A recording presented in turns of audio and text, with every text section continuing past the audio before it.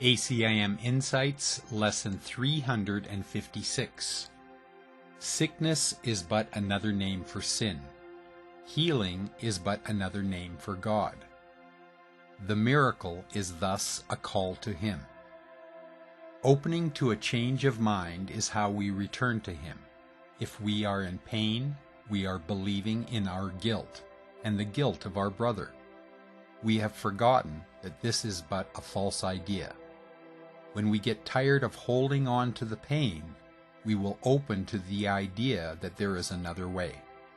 We become willing to open our minds to a correction of our perception. Accepting this change of mind brings us the miracle that is the reflection of God's love. The more we are willing to open our minds to a correction in our perception, the faster we are returned to the truth, the faster our minds are healed. The Holy Spirit needs our openness so that this healing can occur. We are God's Son, but we have forgotten. By being open to be led by the Holy Spirit, we are led to healing. We are led to God. Today I would practice not thinking that I know what anything means on my own. I would practice being receptive to Holy Spirit's lead. Thus will I have a peaceful and happy day. Remembering that God's love, the miracle, is a call to love. It is a call to which the answer is desired. Everything in this world is calling for love. But while separation and specialness are valued more than the unified wholeness of love, the miracle cannot happen because love is not desired more than specialness. Love waits on welcome. Love and specialness cannot coexist, for love is given equally to all. Specialness is the idea that love can be withheld and more given to one while less is given to another. This idea is inconceivable to love, which sees no differences, for it looks only upon itself. Love is all there is. Only love is real. The miracle of the call to God occurs as specialness loses its value to us. It occurs as we begin to recognize the pain that specialness brings. Specialness can only seem to be in a thought system that believes separation or sin is real. But since only love is real, specialness can only be an illusion.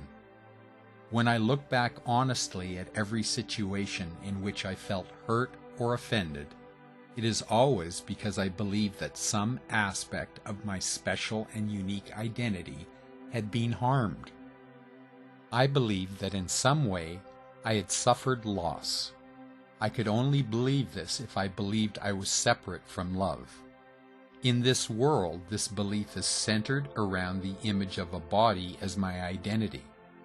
Along with this, I must also believe that other bodies are the identity of others, distinct and different from me. Thus, conflict between these identities is possible, and fear and guilt inevitable. It is time to learn that a unique special identity offers me nothing that I really want. The yearning for love, which has kept me searching to fill the sense of emptiness that everyone in this world experiences, will lead me home if I turn to the guide, who knows the way. If I follow the ego's direction, I will only continue to wander in the wilderness, not realizing that what I seek is closer than my hand. If I think I know on my own what anything means, I am following the ego's lead. For the ego is the idea that I am on my own. When I am willing to recognize that on my own I know nothing and turn to the Holy Spirit for His guidance, I have put my feet upon the pathway home. I have made a wilderness for myself that seems dark and confusing with many pitfalls and false trails. The Holy Spirit remembers what is real for me. He will lead me out of the maze if I will but follow.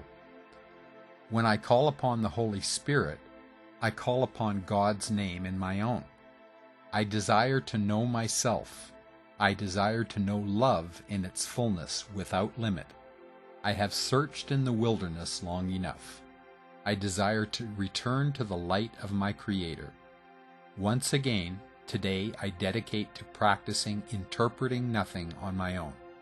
I dedicate this day to following the Holy Spirit's lead, and I will experience the miracle of